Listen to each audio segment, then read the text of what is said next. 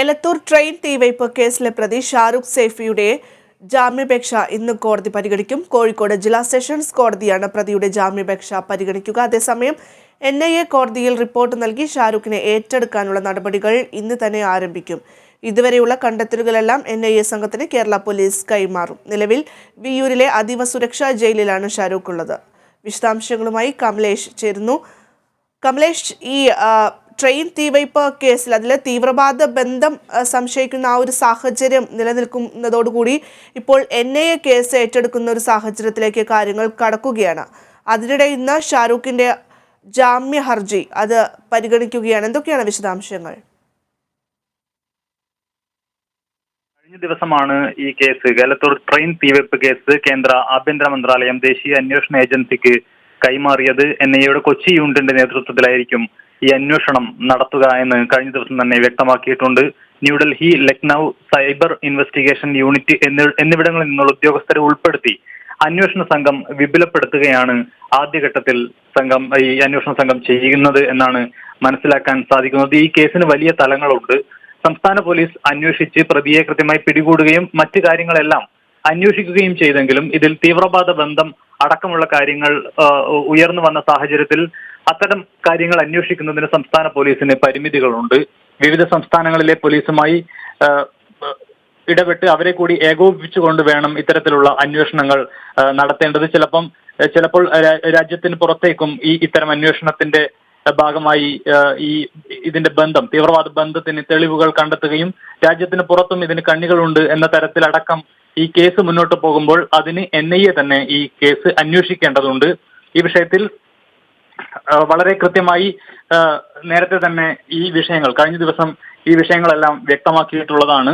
ഇതിലിപ്പോൾ പ്രതി ഷാരൂഖ് സൈഫിക്ക് ഭീകര സംഘടനകളുമായി ബന്ധമുണ്ടോ എന്നതടക്കമുള്ള കാര്യങ്ങളാണ് NIA ഈ കേസ് അന്വേഷണത്തിന്റെ ഭാഗമായി പരിശോധിക്കുക. കേസിൽ സംസ്ഥാനാന്തര ബന്ധമുണ്ടെന്നും ഭീകരബന്ധം തള്ളാനാകില്ലെന്നും NIA ദക്ഷിണ മേഖല DIG കാളിരാജ് മഹേഷ് കുമാർ കഴിഞ്ഞ ദിവസം കേന്ദ്ര ആഭ്യന്തര മന്ത്രാലയത്തിന് റിപ്പോർട്ട് നൽകിയിരുന്നു. UAPA ചുമത്തിയ സാഹചര്യത്തിൽ കൂടി ഇപ്പോൾ സംസ്ഥാന പോലീസ് UAPA അടക്കം, അതായത് നിയമവിരുദ്ധ പ്രവർത്തന നിരോധന നിയമമടക്കം ചുമത്തിക്കൊണ്ടാണ് ഷാരൂഖ് സൈഫിക്കെതിരെ ഈ ചാർജ് ഫയൽ ചെയ്തിട്ടുള്ളത്. ഈ സാഹചര്യത്തിൽ കൂടിയാണ് NIA ഈ കേസ് ഏറ്റെടുക്കുന്നത്.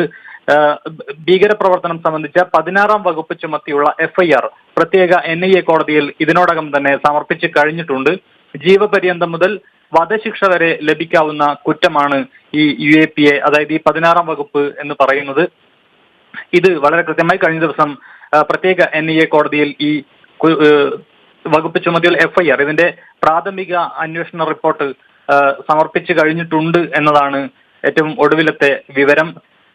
ഇത് ഞാൻ നേരത്തെ സൂചിപ്പിച്ചതുപോലെ തന്നെ വലിയ മാനങ്ങളുള്ള ഒരു കേസ് തന്നെയാണ്. അതുകൊണ്ട് തന്നെയാണ് NIA ഈ കേസ് അന്വേഷണത്തിന്റെ ഭാഗമാകുന്നതും കേസ് ഏറ്റെടുക്കുകയും ചെയ്യുന്നത്. ഇതുവരെയുള്ള അന്വേഷണ പുരോഗതി എല്ലാം തന്നെ സംബന്ധിച്ച് അന്വേഷണ പുരോഗതി കൃത്യമായി NIAക്ക് സംസ്ഥാന പോലീസ് നൽകും. ഇതുവരെ ശേഖരിച്ച തെളിവുകളും വിവരങ്ങളും എല്ലാം NIAക്ക് സംസ്ഥാന പോലീസ് കൈമാറുന്ന സാഹചര്യമാണ്. അതുപോലെ തന്നെ ഈ ഷാരൂഖ് സൈഫിക്ക് ചാവേർ ആക്രമണത്തിൽ പരിശീലനം ലഭിച്ചതായി രഹസ്യ വിവരം NIAക്ക് ലഭിച്ചതായി ചില കേന്ദ്രങ്ങൾ പറഞ്ഞിരുന്നു. അത്തരത്തിൽ അതുകൂടി ഒരുപക്ഷെ NIA അന്വേഷണത്തിന്റെ ഭാഗമായി കൊണ്ടുവരും. കേരള പോലീസ് ചുമത്തിയ കൊലക്കുറ്റം, കൊലപാതക ശ്രമം ഉൾപ്പെടെ എല്ലാ വകുപ്പുകളും NIA നിലനിർത്തിയിട്ടുണ്ട് എന്നതാണ് പ്രധാനപ്പെട്ട ഇതിൽ ശ്രദ്ധിക്കേണ്ട ഒരു വസ്തുത. UAPA ചുമത്തിയതോടെ പ്രതിയെ വീണ്ടും കസ്റ്റഡിയിൽ വാങ്ങി ശാസ്ത്രീയമായി ചോദ്യം ചെയ്യാനാണ് NIA ശ്രമിക്കുന്നത്. ഇന്നിപ്പോൾ കഴിഞ്ഞ ദിവസം പോലീസിന് അനുവദിച്ച കസ്റ്റഡി കാലാവധി അവസാനിച്ച സാഹചര്യത്തിലാണ് ഷാരൂഖ് സൈഫിയെ കോഴിക്കോട് ജില്ലാ സെഷൻസ് കോടതിയിൽ കഴിഞ്ഞ ദിവസം ഹാജരാക്കിയത്. ഇതിനെ തുടർന്ന് ഷാരൂഖ് സൈഫിയെ റിമാൻഡ് ചെയ്യുന്ന സാഹചര്യമായിരുന്നു ഉണ്ടായിരുന്നത്. വിയ്യൂറിലെ പ്രത്യേക സുരക്ഷയുള്ള സെല്ലിലാണ് ഷാരൂഖ് സൈഫിയെ ഇപ്പോൾ താമസിപ്പിച്ചിട്ടുള്ളത്. ഇന്നിപ്പോൾ ഷാരൂഖ് സൈഫിയുടെ ജാമ്യാപേക്ഷ കോടതി പരിഗണിക്കുന്നുണ്ട്. ഈ സാഹചര്യത്തിലാണ് പ്രതിയെ കസ്റ്റഡിയിൽ വിട്ടുകിട്ടുന്നതിന് ആവശ്യമായ ഇടപെടൽ NIAയും നടത്തുന്നത് എന്നാണ് മനസ്സിലാക്കുന്നത്.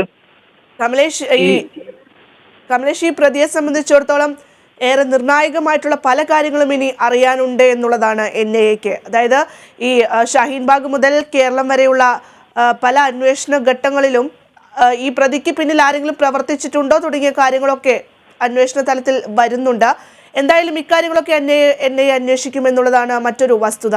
അത് ആ ഒരു കാര്യം നിലനിൽക്കുമ്പോൾ ഇന്ന് ജാമ്യ ഹർജി അത് പരിഗണിക്കുന്ന വേളയിൽ എത്രത്തോളമുണ്ട് സാധ്യതകൾ? എന്തായാലും UAPA കേസൊക്കെ ചുമത്തിയ സ്ഥിതിക്ക് ജാമ്യാപേക്ഷ, അതായത് ജാമ്യം ലഭിക്കാനുള്ള സാധ്യതകൾ കുറവാണെന്ന് കരുതുന്നു.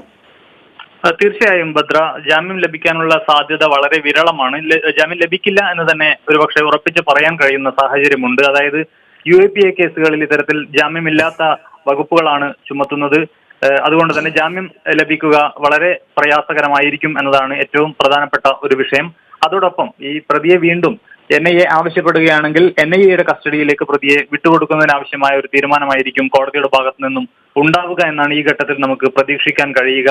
NIAക്ക് സ്വാഭാവികമായും കേസ് NIA ഏറ്റെടുത്തതോടുകൂടി ഈ കേസിന്റെ ഭീകരവാദ ബന്ധം, തീവ്രവാദ ബന്ധം, മറ്റ് ഈ ചാവേർ ആക്രമണം അടക്കമുള്ള വിഷയങ്ങളിൽ ഈ പ്രതിക്ക് പരിശീലനം ലഭിച്ച വിഷയങ്ങൾ, അത്തരത്തിൽ രാജ്യസുരക്ഷയെ ബാധിക്കുന്ന വിവിധങ്ങളായ വിഷയങ്ങൾ ഈ കേസിനകത്ത് ഉൾപ്പെട്ടിട്ടുണ്ട് എന്നുള്ളത് കൊണ്ട് തന്നെ സ്വാഭാവികമായും പ്രതിയെ കൂടുതൽ ചോദ്യം ചെയ്യലിനായി, അതായത് NIAയുടെ ചോദ്യം ചെയ്യലിനായി കസ്റ്റഡിയിൽ വിട്ടുകൊടുക്കാനുള്ള സാധ്യതയാണ് ഈ ഘട്ടത്തിൽ നമുക്ക് കാണാൻ കഴിയുക. പ്രതിക്ക് ജാമ്യം ലഭിക്കാനുള്ള സാധ്യത വളരെ വിരളമാണ് എന്ന് തന്നെ പറയേണ്ടി വരും. പ്രത്യേകിച്ച് UAPA അടക്കം സംസ്ഥാന പോലീസ് പ്രതിക്കെതിരെ ചുമത്തിയിട്ടുള്ള സാഹചര്യത്തിൽ. ഭദ്ര. ശരി, കമലേഷാണ് വിശദാംശങ്ങൾ നൽകിയത്. എലത്തൂർ ട്രെയിൻ തീവയ്പ് കേസിലെ പ്രതി ഷാരൂഖ് സേഫിയുടെ ജാമ്യാപേക്ഷ ഇന്ന് കോടതി പരിഗണിക്കുകയാണ്. കോഴിക്കോട് ജില്ലാ സെഷൻസ് കോടതിയാണ് പ്രതിയുടെ ജാമ്യാപേക്ഷ പരിഗണിക്കുക. അതേസമയം NIA കോടതിയിൽ റിപ്പോർട്ട് നൽകി ഷാരൂഖിനെ ഏറ്റെടുക്കാനുള്ള നടപടികൾ ഇന്ന് ആരംഭിക്കും. ഇതുവരെയുള്ള എല്ലാ കണ്ടെത്തലുകളും NIA സംഘത്തിന് കേരള പോലീസ് കൈമാറും.